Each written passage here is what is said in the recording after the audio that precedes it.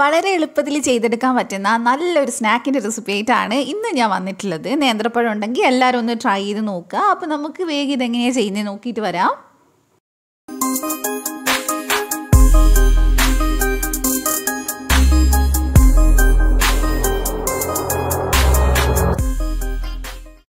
അപ്പോൾ ആദ്യം തന്നെ നമുക്ക് വേണ്ട നല്ല പഴുത്ത നേന്ത്രപ്പഴമാണ് കേട്ടോ.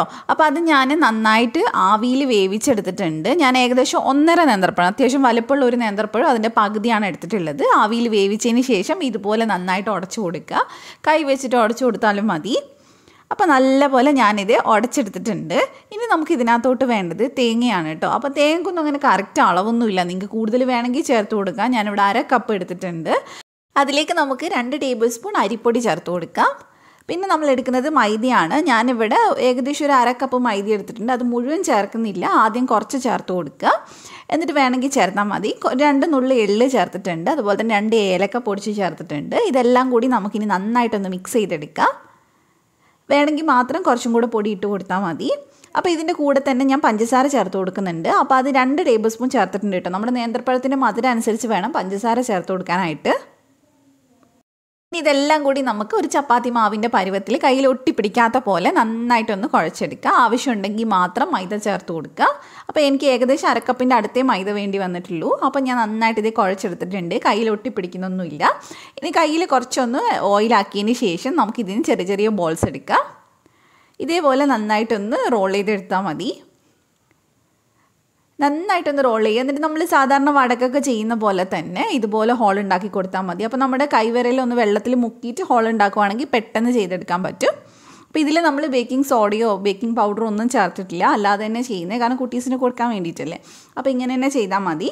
ഇതേപോലെ തന്നെ നമുക്ക് ബാക്കിയുള്ളതും ചെയ്തെടുക്കാം. അപ്പോൾ കുഞ്ഞു ബോൾസ് ആക്കിയിട്ടാണ് കേട്ടോ ഞാൻ എടുക്കുന്നത്. നിങ്ങൾക്ക് വലുപ്പത്തിൽ വേണമെങ്കിൽ അങ്ങനെ ചെയ്തെടുത്താലും കുഴപ്പമൊന്നുമില്ല. അപ്പോൾ നന്നായിട്ടൊന്ന് റോൾ ചെയ്തെടുക്കുക. നല്ല ടേസ്റ്റി ആയിട്ടുള്ള ഒരു സ്നാക്കാണ്, പെട്ടെന്ന് ചെയ്തെടുക്കാനും പറ്റും. അപ്പോൾ എന്തായാലും ഉണ്ടാക്കി നോക്കുക. അപ്പോൾ ഇതേപോലെ ഹോൾ ഉണ്ടാക്കി കൊടുത്താൽ മതി. അപ്പോൾ 2 സൈഡും നമ്മളിത് ഹോൾ ഉണ്ടാക്കിയിട്ടുണ്ട്.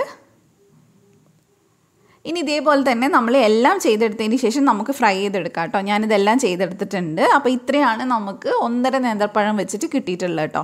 അപ്പോൾ ഇനി നമുക്കിത് ഫ്രൈ ചെയ്യാനായിട്ട് വെളിച്ചെണ്ണ ഒഴിച്ച് കൊടുക്കാം. വെളിച്ചെണ്ണയോ സൺഫ്ലവർ ഓയിലോ ഏതായാലും കുഴപ്പമില്ല. വെളിച്ചെണ്ണയാണെങ്കിൽ കുറച്ചുകൂടി ടേസ്റ്റ് ഉണ്ടാവും.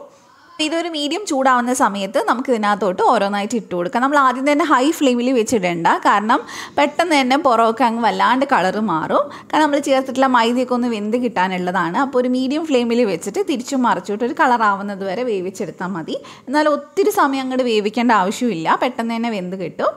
അപ്പോൾ ഞാൻ 2 എണ്ണം തിരിച്ചിട്ട് കൊടുത്തിട്ടുണ്ട്.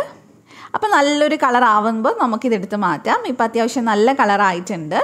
ഇത് നമ്മൾ ഏകദേശം ഉന്നക്കായൊക്കെ കഴിക്കുന്ന ഒരു ടേസ്റ്റാണ് കേട്ടോ എനിക്ക് തോന്നിയിട്ടുള്ളത്. അതുകൊണ്ട് എല്ലാവർക്കും തന്നെ ഇഷ്ടമാവുകയും ചെയ്യും. അപ്പോൾ നമുക്കിതെടുത്ത് മാറ്റാം. അപ്പോൾ നമ്മളിത് എല്ലാം ചെയ്തെടുത്തിട്ടുണ്ട്. എന്തായാലും ട്രൈ ചെയ്ത് നോക്കുക. കുട്ടീസിനൊക്കെ നല്ല ഇഷ്ടമാവുന്നൊരു സ്നാക്കാണ്. ട്രൈ ചെയ്ത് ഫീഡ്ബാക്ക് അറിയിക്കുക. റെസിപ്പി ഇഷ്ടമായിട്ടുണ്ടെങ്കിൽ ചാനൽ സബ്സ്ക്രൈബ് ചെയ്യുക. തൊട്ടടുത്തുള്ള ബെല്ല് ക്ലിക്ക് ചെയ്തിട്ട് ഓളോടെ ക്ലിക്ക് ചെയ്യുക.